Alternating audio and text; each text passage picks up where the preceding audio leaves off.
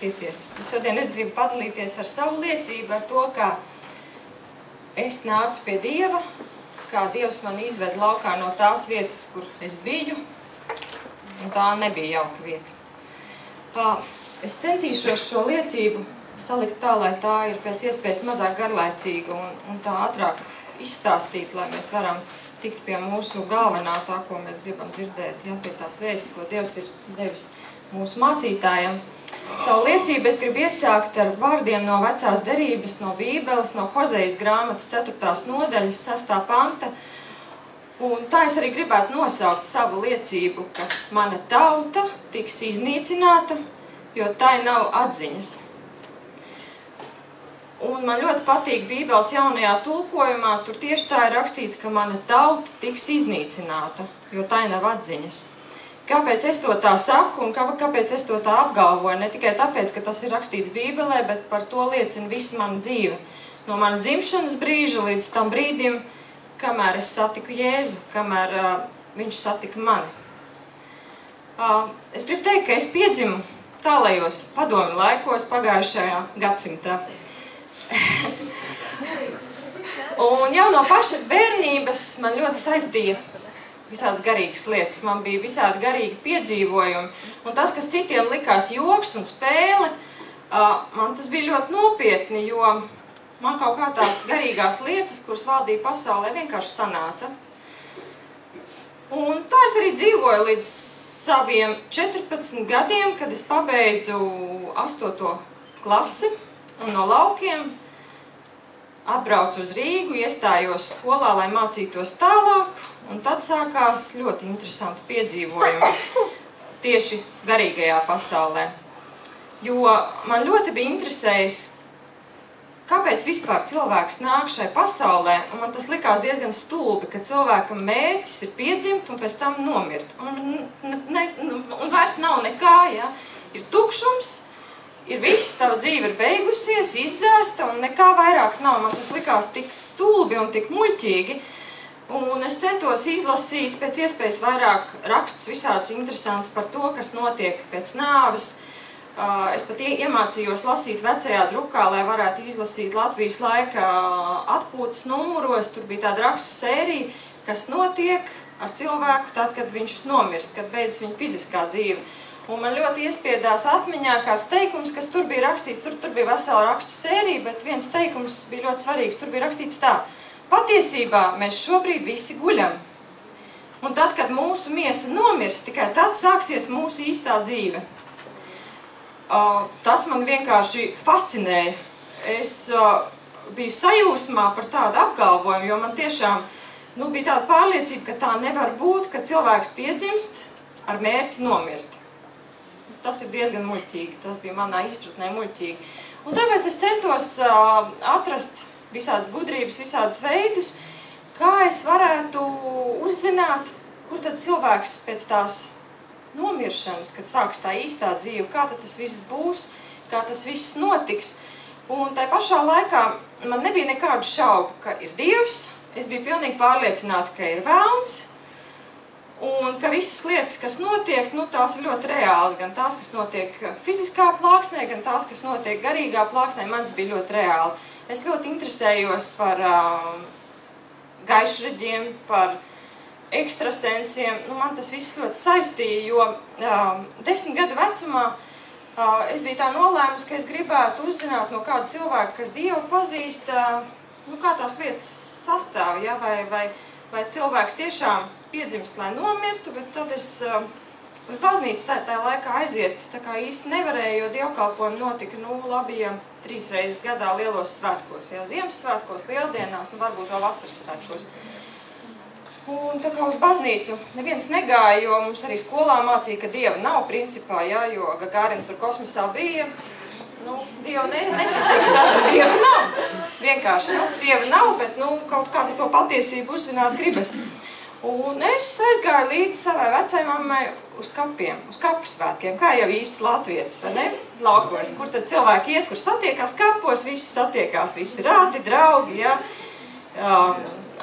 Un tajā laikā kapos bija tā, ka bija tāds, es nezinu, kā tas skaitījās, tāds piemiņas brīdis pēc jauno laiku, un piemiņas brīdis, kad varēja runāt mācītājs. Un es tagad sataisījusies klausīties, ko tad gudru pateiks viens Dieva vīrs mācītājs. Un ko viņš saka, ko es dzirdu? Viņš saka, mēs visi dzīvojam, laika rats griežas, mēs piedzimstam, dzīvojam, un tad nomirstam un visi kapos satiekamies. Es domāju, kāds stulbums, viens gudrs cilvēks, kas pazīst Dievu, kā man likās, man pasaka, ka, vienkārši mēs piedzimstam, lai nomirtu. Es domāju, ar to baznīcu nav ko ķēpāties, šitie arī man neko pateikt nevarēs, ja? Tātad atgriežamies pie laika, kad es 14 gadu vecumā ierados Rīgā mācīties poligrāfijas skolā, skaistu arodu, mākslinieckās apdares grāmatcējējs, viss skaisti. Un dzīvoju prom no savas ģimenes, tā kā es dzīvoju laukos, jo, lai nevajadzētu braukāt, tā laikā bija ļoti laba iespēja, izglītība mums bija bezmaksas, līdz tam, ka valsts par mums rūpējās, tā ka mūs baroja, mūs skoloja, un bija kur gulēt, ja, par mums ļoti labi rūpējās. Bet bērniem, kā jau visiem bērniem, lieliem un maziem, ir garlaicīgi. Ja? Mūsu bērni arī saka, ka man ir garlaicīgi, nav ko darīt. Ja? Tu saka, aizdēju palas kādu grāmatnē, man ir garlaicīgi, ja? Es gribu kaut ko darīt. Tā mēs arī kopmītnē mums ar visu to, ka mācījāmies, skrējām, darījām, visur piedalījāmies, bija garlaicīgi. Un ko cilvēks dara, kad ir garlaicīgi? Viņš izdomā, ka vajag darīt kaut ko tādu, ko nedara pārējiem. Mēs kopmītnē dzīvojam dažādi kursi, ja, tātad no 1. līdz 4. kursam, un kāda meitene, kur mācījās vecākā kursā par mani, bija atbraukusi no vasaras brīvlaiku uz skolu, un visiem ļoti tādā sajūsmā stāstīja, zināt, ko es darīju pagājušā vasarā, es kopā ar savu māsīcu šķīvīšus dancināju, mēs garus saucām. Interesanti, man tikai to vajadzēja dzirdēt, vai ne? Interesanti.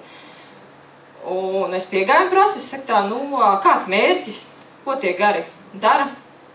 Viņi man saka tā, mēs saucām garus un prasījām par nākotni, var sakot visādas nākotnes lietas, un tad tas gars tur atnāk, un viņš izstāsta, un visas lietas var uzzināt. Man divreiz nevajadzēja teikt, ja, tika sarīkots, sasauktas vēl meitenes saicināts, mēs kāds 10 meitenes, viss tika sagatavots, šim garu izsaukšanas rituālam. Viss mēs tagad apsēžamies, visas lielā nopietnībā, jau sagatavot sarakstu kāds jautājums, tad vēlās uzzināt, ja, cik gados apprecēsies, ar kādu puisi satiksies, vai ir vērts iet uz diskotēku, tādi visādi jautājumi, kas jau meitenēm interesē. Mēs apsēžamies, tagad visam vajag sākties, sveces tiek iedegtas, viss tiek sakārtots un nekas nenotiek, tas gars nenāk. Es tā sēžu un saku, kur tad ir tas tavs gars? Ja, tu teici, viss bija forši, atnāca, ja, visu varēja paprasīt, nenāk. Viņi saka, nē, kaut kas nav īsti kārtībā, tas gars nenāk. Un es tā saku, atļauj man pamēģināt. Tāds man skatās, tāda apmēram tāda sīkā, ja, tu tak neesi mēģinājusi, tak nezinu, kā to darīt. Es saku, es gribu pamēģināt, man interesē ļoti. Viņi saka, labi, mēģini, ja. Tā āķis bija lūpā, vienreiz pamēģināja, sākumā tas likās aizraujoši, tāds reizi pa reizei, retums kaut ko pajautāt, ir taču interesanti uzzināt, kas ar tevi notiks nākotnē. Cilvēks vispār ir tāda būtne, ka viņam gribas zināt, kas būs rīt.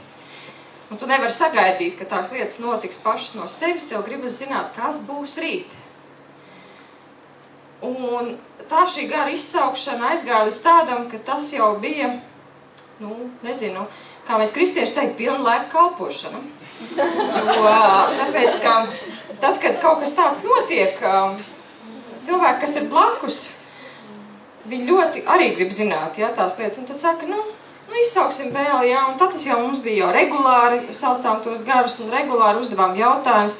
Tas aizgāja līdz tādam, ka neviens vairs nevarēja pats izlemt, ko darīt, jo tāpēc, ka bijām tik ļoti atkarīgi no tās garu izsaukšanas, ka vajadzēja obligāti garam pajautāt, ko darīt, uz kurien iet, apmēram gandrīz vai tā, ko vilkt mugurā, ja, un ko ēst, un ar ko kopā staigāt. Viss tas izklausās šausmīgi smieklīgi un jautri, ja vien tas nebūtu traģiski. Jo, tāpēc, ka ir tāds moments, ka tad, kad mēs vēlnam atdodam mazo pirkstiņu, viņš tev vienkārši norauj galvu. Un tiešām nozīmē viņš norauj galvu, jo tāpēc, ka tavs prāts vairs nepiedar tev, tu vairs nepiedari sev, tu vairs principā nespēji pats izlemt, ko tu darīsi, jo tāpēc, ka tie ļaunie gari, viņi valda pār tavu dzīvi. Un tas aizgāja līdz tādam, ka sākumā tas bija interesanti un likās, ka tā ir pat tāda svarīga misija, ka tu izsauc tagad tos garus, tu vari atbildēt uz cilvēku jautājumiem, tu viņiem it kā palīdzi, tev rodas sajūta, ka tu esi labs cilvēks, kurš vienkārši citiem palīdzi. Un laikam ejot, šī palīdzēšana tev kļūst par smagu nastu, jo tāpēc, ka cilvēkiem vajag aizvien vairāk, un arī tiem gariem vajag aizvien vairāk, un vilkt tevi dziļāk un dziļāk. Un pienāca brīdis, kad man vairs nevajadzēja izsaukt garus, lai es garus dzirdētu, jo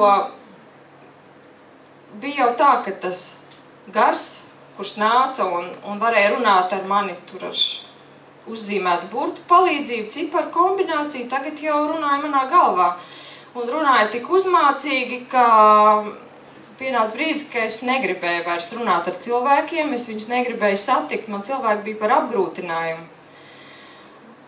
Jo tu vienkārši varēji satikt cilvēku, un tavā galvā pēkšņi, tā kā tagad mums datorā informācija iegūglē kaut ko, ja, un tad tev informācija izkrīt daudz informācijas, tieši tāpat. Tie gari, kas tevi bija apsēduši, tagad tavā galvā runāja un teica, ja, un bija tā, ka tu satiec kādu, un tu pēkšņi par to cilvēku zini tādas lietas, ko tas cilvēks tikai pats zina. Un tad, kad tu viņam to visu pļauj ārā un saki, ja, tad tas cilvēks uztais liels acis, un kā tu zini, ja, es vienkārši zinu, es taču nevaru teikt, ka man galvā runā balsis, ja. Tā var nokļūt vēl kādā mājā, ja, ko sauc par iestādi, kur cilvēks labprāt neiet. Tā tas turpinājās kādu laiku, līdz vienai reizei, kad gars paziņoja, ka viņš vairāk projām neies, ka viņš ar mani būs kopā vienmēr, 24 stundas diennaktī un visur, kur es iešu, viņš no manis neatstāsies, un tad man sametās ļoti baili. Es domāju, ko ar to visu darīt, jo tāpat jau tev ir milzīga baila no visa, jo tad, kad tev galvā runā kādas balsis, tad, kad tu skaidri sajūti garīgu klātbūtni, kas tev vienkārši spiež nost, tad tavu dzīve pārvēršās par bailēm, kas ir tāds pastāvīgs lielums bailes ir tavā dzīvē. Un tev ir baila no visa. Baila ne tikai tumsā, ja, kas ir it kā normāli, bērniem baila parasti tumsā. Bet man bija baila arī gaišā dienas laikā, baila palikt vienai pašai mājās, jo tāpēc, ka visu laiku bija tā garīgā klātbūtne. Tu vienkārši visu laiku sajūti, ka kāds ir ar tevi kopā. Un tātad, kad tas gars atteicās iet projām, es sapratu, ka joki ir mazi.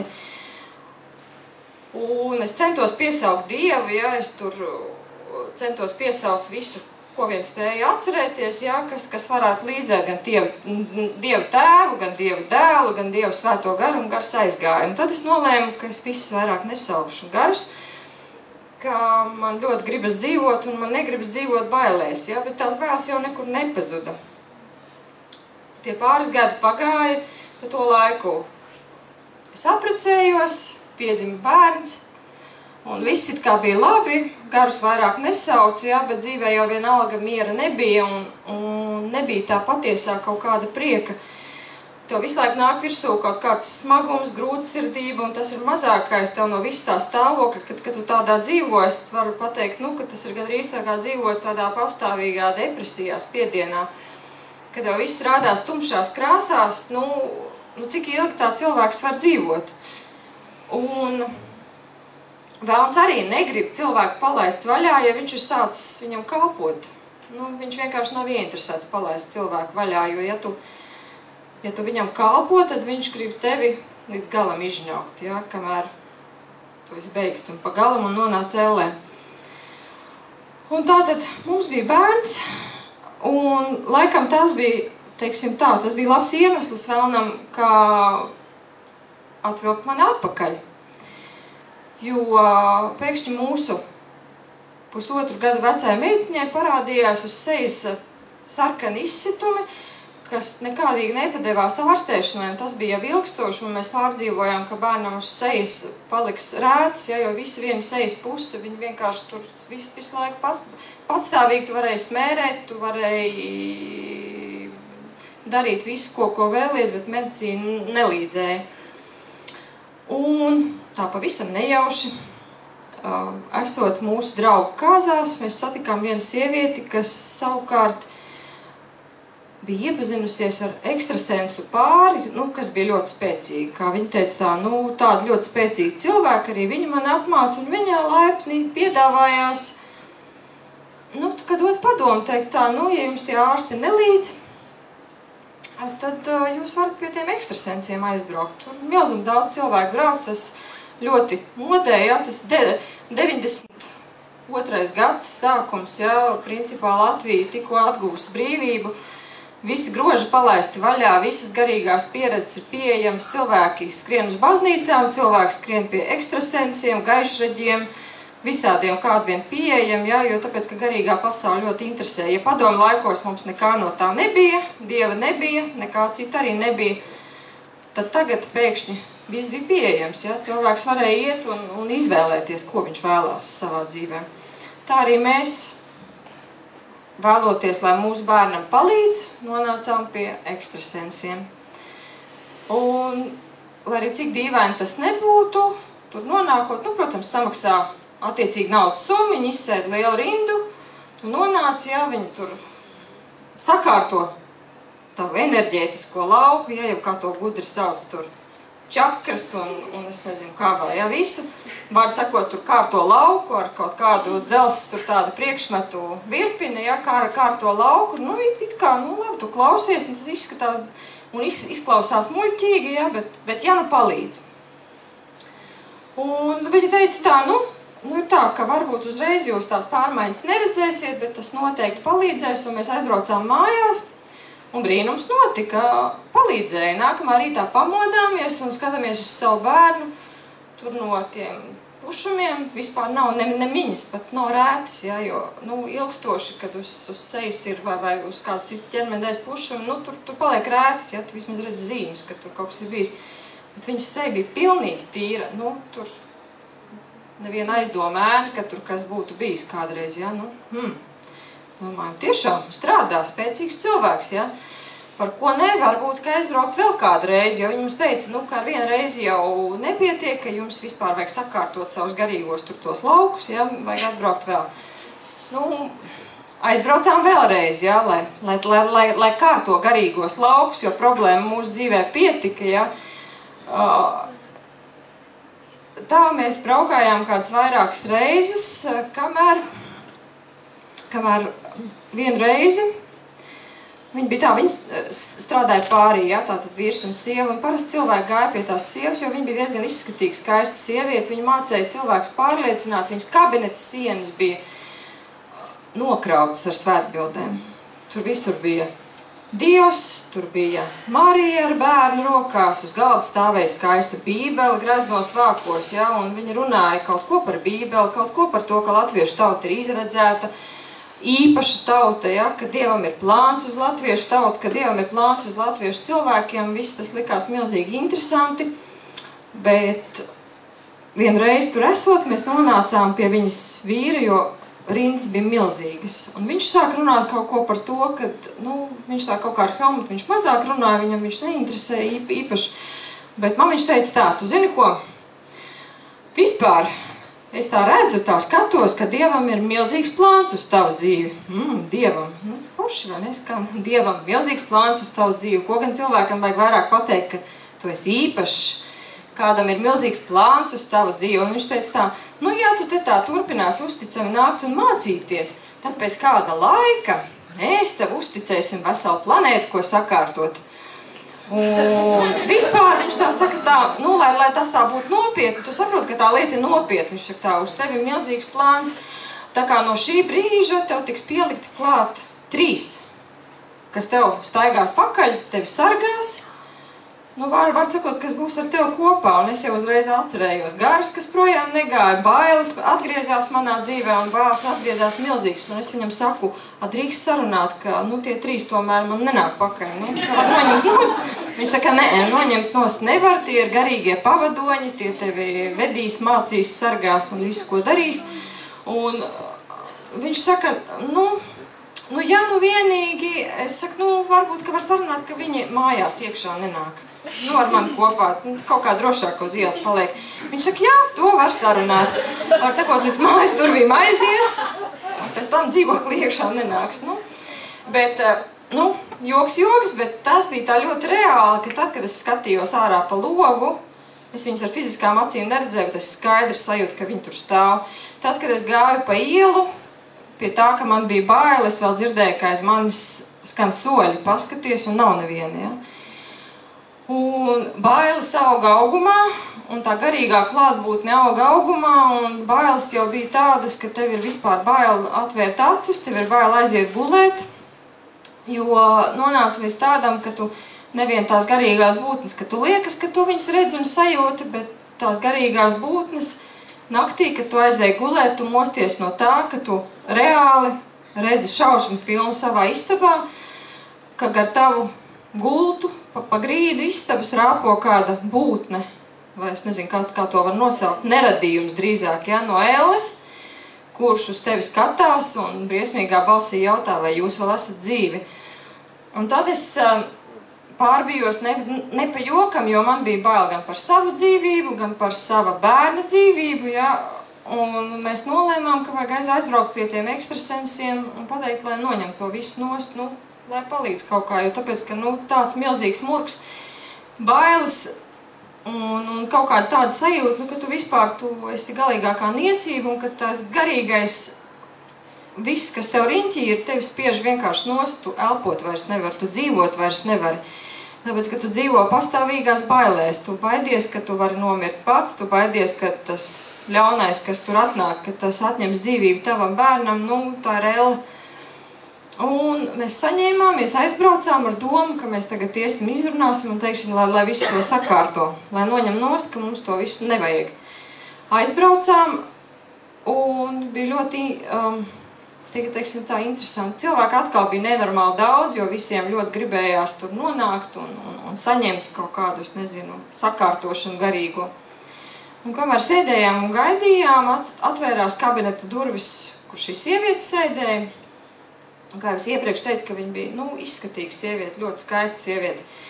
Un pēkšņi atveroties durvīm, es ieraudzīju, ka pie tā galda, kur viņa sēž nevis šī skaistā sieviete, bet sēž ragana, ar izspūrušiem matiem, ar briesmīgiem, kaulainiem, līkiem nagiem, un es pārbījos no tā, ko es ieraudzīju. Pirmkārt, nu, tā ragana sēž svētbilžu fonā, uz galda viņai tā tad ir bībele, ja? Un es sākumā tā noprinājos un domāju, ka man atkal vienkārši kaut kas rādās. Turpinājām sēdēt, gaidīt, un pa koridoru nāca viņas vīrs, no kuras mēs tā kā baidījāmies un pie viņa iet negribējām, jo viņš bija pielicis tos 3, kur staigāja līdzi. Un viņš ieraudzīs mūs atkal ļoti priecīgs, tāds, es tūlīt nākšu, un tad jūs pie manis nāksiet, un tad mēs runāsim un turpināsim. Un tajā brīdī, kad viņš sāk runāt, es pēkšņi ieraudzīju, ka tas ir nevis cilvēks, bet ka manā priekšā stāv demons ar izvalbītām acīm, nu, briesmīgs, ja, un es rauhu helmutu pie rokas un teicu, beigsim prom no šejienes, te vienkārši vairāk palikt nevar, beigsim prom, un man vispār, nu, es aizmirstu par to, ka man ir bail, es aizmirstu par visu to nodomu, kāds man bija, kāpēc es te nācu, jo vienkārši gribējām tikt no turienes ātrāk projām. Tā mēs no turienes aizbraucām, un dzīve gāja uz priekšu, un notika vēl kāds ļoti smags priekš manas gadījums, saslima mana mamma, un viņai tika uzstādīta diagnoze leikēmija, ja tas ir asinsvēzis, kā tautā tiek saukts. Un es vēl tajā brīdī ar visu to, kas man bija, ar visu to bagāžu, kas vilkās līdzi, ar visām manām bailēm, tomēr bija ļoti par sevi pārliecināts cilvēks. Es apzinājos savu vērtību, es apzinājos, ka man ir dots prāts un skaidra galva ar visu to, kas bija. Un es tā laikā strādāju slimnīcā un domāju, ok, nu, mamma ir saslimusi, bet tā kā es strādāju slimnīcā, tā kā man ir sakari, tā kā es pazīstu ārstus, ja, nu tad ārsti arī kļūdās. Analīzes kādreiz ir kļūdainas, un es domāju, varbūt tā diagnoze ir uzstādīta kļūdaina. Nu, tad, kad man paziņoja, ka diagnoze tomēr ir tāda, kā ir, un ka viņai asinsvēža forma ir tā, kas progresē ļoti ātri, ja, tur, jūs zināt, ka asinsvēža gadījumā leikocītu daudzums asinīs, tas ir balto asins ķermenīšu daudzums pārmāca sarkano asins ķermenīšu daudzumu, un cilvēks vienkārši nomirst nosiņojot beigās. Un principā es zināju, ko nozīmē šī diagnoze, jo, kad man bija kādi gadi 11, tad nomira mana tante, un viņai bija tieši šī pat diagnoze. Viņa ļoti ilgi mocījās, un visa ģimene mocījās, jo tās bija nepārtrauktas diennakts dežūras, un visi bija pārmocīti, ka beigās jau gaidīja, kad pienāks tas brīdis, kad cilvēks nomirst, un ka tā nasta ir nost. Un es domāju, vai tiešām man sagaida tas pats, ka man tagad vajadzēs sēdēt pie manas mammas, skatīties, kā viņa mirst, jo palīdzēt tu nevari. Un tā laikā vēl 92. gads nebija medicīna tik spēcīga un zāles tāds, ka varētu cilvēkam palīdzēt. Un man pateica, ka tā ir jau pēdējā stadija un ka viņai ir ļoti strauja forma, ja, ka tur stundas nosaka viņas dzīvi. Es tā kā samierinājos ar to, ka man tagad gaida viss šis bēdīgais notikums priekšā un nolēmu, ka man ir jābrauc pie mammas. Tā kā būt pie viņas klāt, cik ilgi es varu. Un aizbraucot pie viņas un ieraugot, kādā stāvoklī viņa atrodās, es sapratu, ka vispār visa pasaule un visa mana pārliecība un viss mans tas, ka es uzskatīju sevi par diezgan gudru, varbūt pat veiksmīgu, ka ja es cītīgi strādāšu un ja es cītīgi centīšos, tad es savā dzīvē daudz sasniegšu un ka principā cilvēks pats ir savs laimes kalējs, ka cilvēku dzīvi nevar ietekmēt ne Dievs, ne vēlns, ka tikai tas, ko tu sūri grūtā darbā es dzīvē sasniedz, tas arī būs tavs panākums. Tā es dzīvoju. Un tad, kad es nonācu slimnīcā, tad es sapratu, ka viss mana tā kaut kāda vērtību, tas kopums vai tā apziņa par to, ka es kaut kas esmu, viss vienkārši pazuda. Man likās, ka es esmu niecība no niecības, ka es neko nespēju, ka es pat nevaru palīdzēt savai mammai. Ja? Tas man likās pats traģiskākais, ka es nevaru palīdzēt savai mammai. Un tā sēžot un sevi tā kā žēlojot, dusmojoties uz sevi, es sāku domāt, ko darīt? Zini, kā ir cilvēkam, ka viņam paziņo sēru vēsti vai sliktas ziņas, tad cilvēkam notiek kāds vairākas fāzes viņa dzīvē. Vispirms viņš dzird to ziņu, tad viņš cenšas viņu noraidīt. Viņš saka, nē, tā nav patiesība. Tad, kad tu nevari noraidīt redzamo patiesību, tad tu sāc meklēt vainīgos. Kad tu nevari atrast vainīgos, tad principā tev ir tāds spēka izsīkums, ka tu saproti, ka tu niecība, tu nekas neesi. Un ja tev kāds nenāk palīgā, tad tu principā no tā stāvokļa ir tikai depresija, ja? Tālākais stāvoklis dziļa depresija. Bet es neskāpēc tajā brīdī atcerējos, ka, bet pagaidi, mana mamma taču Dievam tic. Es domāju, ja viņa tic Dievam, tad man ir tāda cerība, ka tas Dievs tomēr ir. Iespēja, vai ne? Maziņa, procents maziņš, bet varbūt.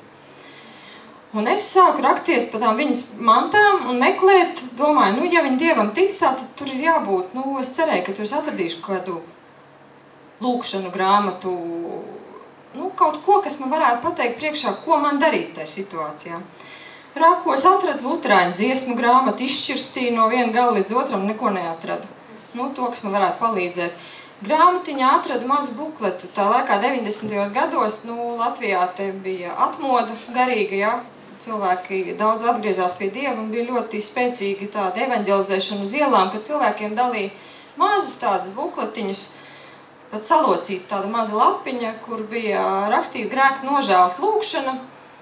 Un, principā, tur laikam varbūt kāds draudzes adrese, uz kurien iet, bet, tāds norādes. Un es tagad priecīgi paņemu to lapiņu, gribu sākt lasīt, un tajā brīdī vienkārši ir tāda sajūta, ka tu lasīt vairs nemāki. Visi burti, viss, kas tur rakstīt, sakrīt vienā tādā lielā čupā, un liekas, ka viena tāda liela putra, un es vienkārši sāku raudāt. Es sāku raudāt, es domāju, ārprāts, pat izlasīt tu nevari, ja, to, ko tu gribi. Tu nevari izlasīt, tu nevari saprast, tev vajag palīdzību, tu nezini, uz ko kliegt, kam prasīt. Bezcers pilnīgākais. Un tad es noliku vienkārši visu malā un teicu, Dievs, es nezinu, vai tu esi. Es vispār nezinu, vai tu mani dzirdi. Jo man likās, ka, jebkuru citu viņš var dzirdēt, bet ne mani. Jo es tādu niecību sajūtos vispār, nekam nevērts, nekas. Es teicu, es nezinu, vai tu esi, es nezinu, vai tu mani dzirdi, bet, nu, vienīgais, ko es zinu, ka mana māma tev ticēja. Un balstoties uz to, ka viņa tev ticēja, es tev lūdzu, ņem vienkārši viņu pie sevis, neļauj viņai mocīties, neļauj viņai ciest, jo tas bija, man liekas, vistrakākais, ka man likās, ka man ir jāskatās, kā cieš un kā mokās sāpēs mana mamma. Un es teicu, bet, nu, zini, Dievs, man ir viens noteikums. Tu viņu ņem pie sevis, bet es gribu, lai viņa sagaida manu tēvu un jaunāko māsu. Nākamā dienā viņa brauks, ja, lai viņa var no viņas atvadīties. Nu, tāda bija mana vēršanās pie Dieva, ja, tāda bija mana lūkšana. Pienāca nākamā diena, un mēs bijām uzaicināti iet uz kādu draudzes dievkalpojumu. Un es aizbraucu projām, un mamma, protams, nomira. Un man tas atkal bija liels šoks, ja, kaut gan es pat lūdzu Dievam teicu, ka ņem viņu pie sevis, bet pirms tam bija ļoti interesants moments, nu, diena burtiski pirms tam. Kā jau es teicu, kad es biju nosolījusies nesaukt garus un to nedarīju vairākus gadus. Bet tad, kad saslima mana mamma, tad es nolēmu, ka man ir tas solījums, ka es viņu drīkst pārkāpt. Ka kaut kas ir jādara, jo tāpēc, ka nezinu, ko īsti darīt. Un nolēmām, ka ir jāizsauc tie gari un jāpaprasa, kas tad īsti būs, vai mamma būs vesela, ja, un tādi visādi jautājumi, kas man interesē. Kaut gan man bija ļoti bail to darīt, jo es baidījos tomēr no gariem, kas varētu atkal man dzīvi pārņemt pilnībā. Un tā mēs kādu darbdienas vakaru sarunājām ar saviem draugiem, ka mēs aizbrauksim pie viņiem. Tas bija tepat Rīgā netālu Zvaigžņu iela, zinat, ja, kur tur blakus ir pareizticīgo katedrāli ar tādiem skaistiem torņiem. Un aizbraucot pie tiem draugiem, bailes bija tik liels, ka es Hamtam teicu, ka man ir jāpaprasa, nes kāpēc.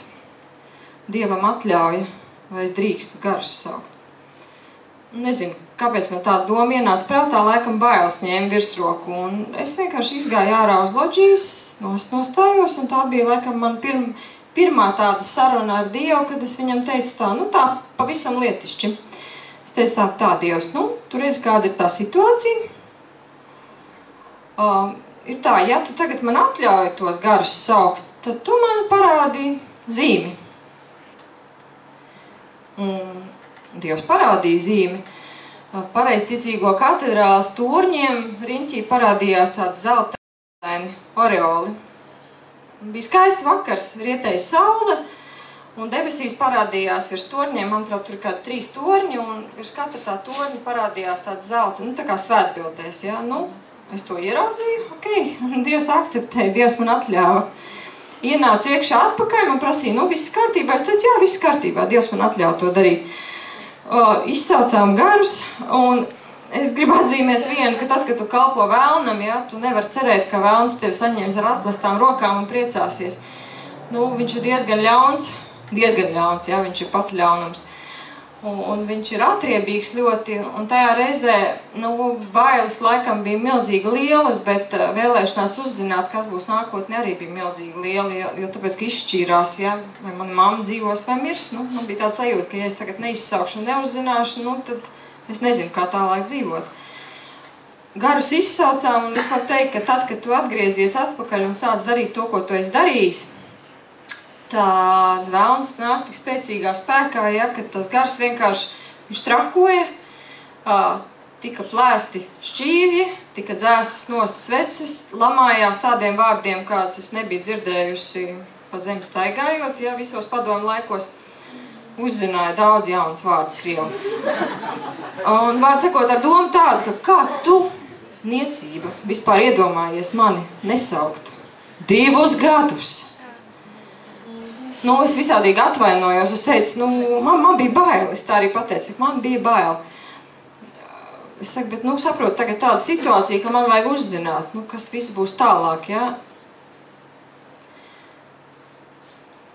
4 stundas notika šis garu izsaukšanas seans, tika izstāstīts visādas milzuma daudz muļķības, Bet notika arī kas dīvains, kas savādāks nekā citas visas pārējās reizes.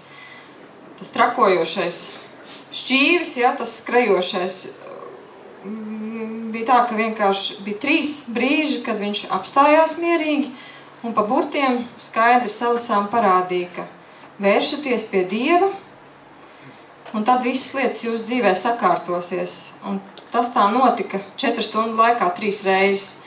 Un es kaut kā to ļoti ievēroju, pat man liekas aizmirstot visu to citu pārējo, kas tur bija noticis, ja man tas iespiedās ļoti dziļi manā galvā. Un tad, kad mēs beidzām to garu izsaukšanas seansu, es visiem prasīju, bet ko darīt? Es saku, jūs redzējāt, jūs ievērojāt, bija tas viens teikums, vēršaties pie Dieva, tad visas lietas jūsu dzīvē sakārtosies. Bet tu jau nezini, uz kurieni tev skriet. Tu nezini, uz kuru vietu tev vajag aiziet un kā tev to Dievu atrast. Un vienīgais, ko mēs varējām izdomāt, tā kā blakus tur bija tā pareizticīgo baznīca, ka mums jāceļas no rīta, viņiem ir, manuprāt, 6 ir svētā mise, laikam tas saucās, kad ir iespēja aiziet un aizdedzināt sveces, nolikt pie svētbildēm.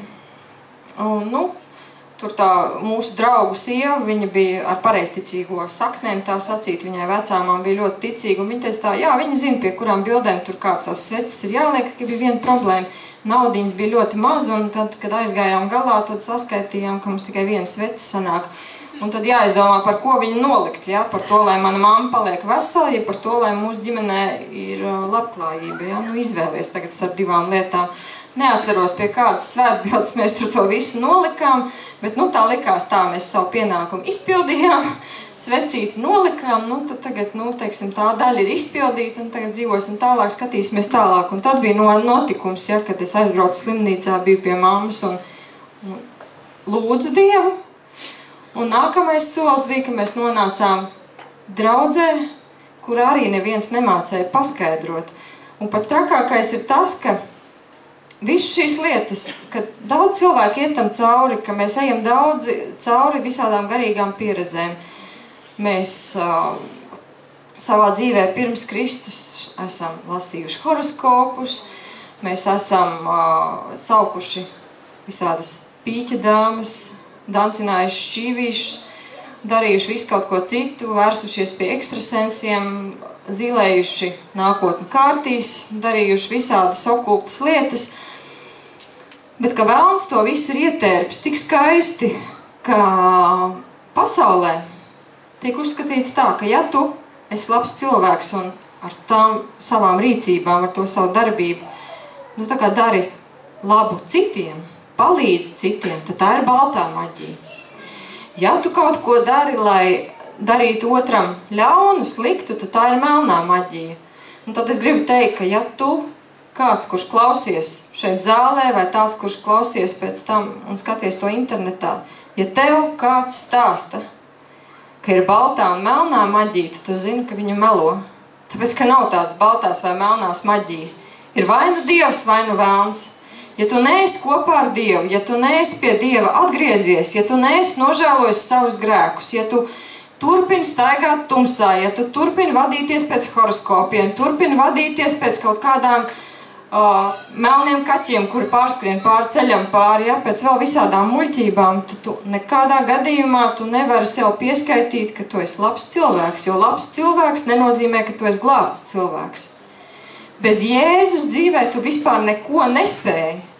Tu nespēji bez tā brīža, kad tu satiecies ar Dievu, kad tev atnāk grēka atziņa, ka tu saproti, ka tas viss, ko tu gadu desmitus esi darījis, ka tas viss, kā tu esi dzīvojis, ka tavu vērtību skala, ka tu esi domājis, ka tu esi labs cilvēks, ka tu palīdzi citiem, ka tās visas ir muļķības.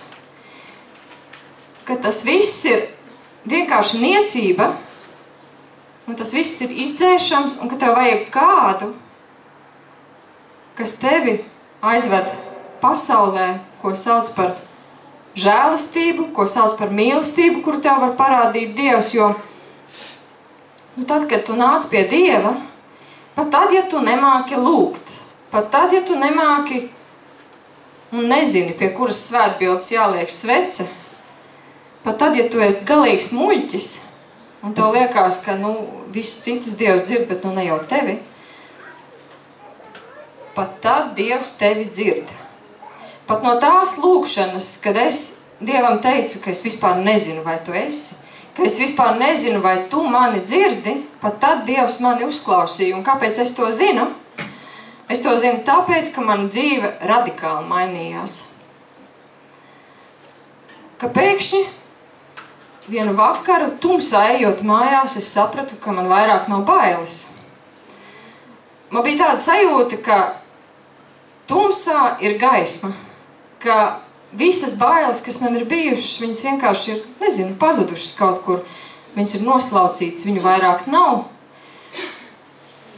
Un tad es sapratu, ka Dievs ir mani dzirdējis, un ka viņam nebija svarīgi, kādā mēslu bedrē es biju, ko es darīju, bet svarīgākais bija tas, ka es sāku ar viņu runāt, ka es vērsos pie viņa, un ka es teicu, Dievs vienkārši ienāc manā dzīvē, rādi tu man to ceļu. Un otra lieta, ko es gribu pateikt, ka tu nemāni sevi kā ar vienu pantiņu, ko tu noskaiti ar pareiziem vārdiem, tu uzreiz automātiski tiksi glābts.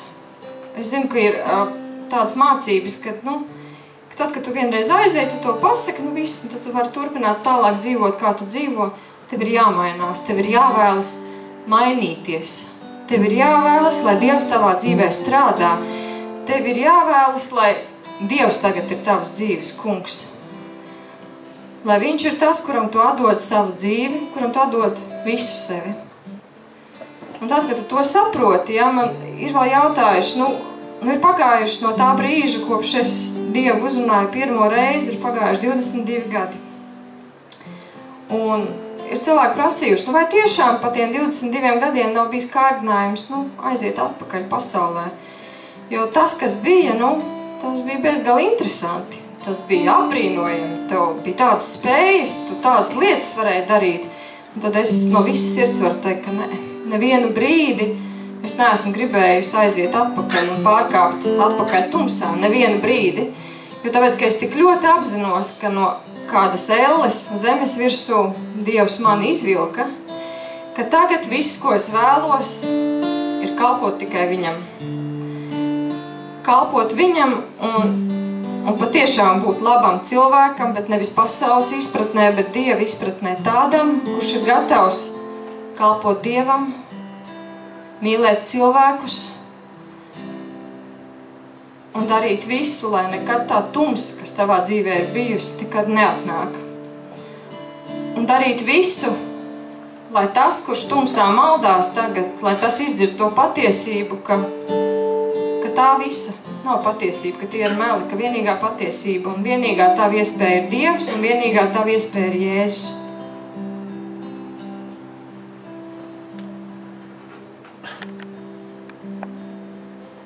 Kad es biju pakritis, tu mani pacēli. Kad es biju pazudis, tu mani atradi. Kad es tumsā skrēju, likās gaismu neredzēju. Tu kā gaisma pats man parādījies. Kad es biju pakritis, tu mani pacēli. Kad es biju pazudis, tu mani atradi. Kad es tumsā skrēju, likās gaismu neredzēju. Tu kā gaisma pats man parādījies. Tagad, Jēzu, tavā priekšā vēlos palikt.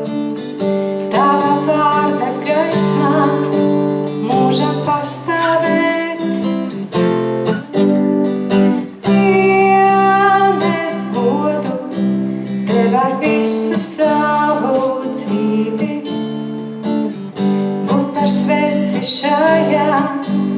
tumšā pasaulē.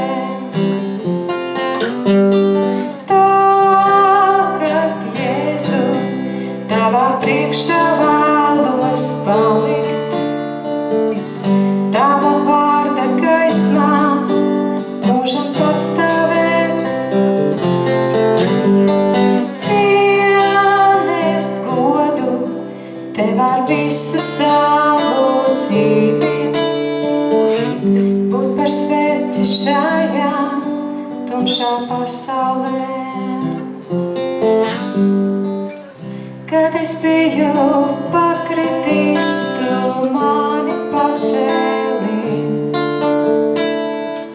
Kad es biju pazudis, tu mani atradi. Kad es tumsā skrēju, likās gaismu neredzēju. Tu kā gaisma pats man parādījies. Tagad, Jēzu, tavā priekšā vēlos palikt, tava vārda gaismā mūžam pastāvēt.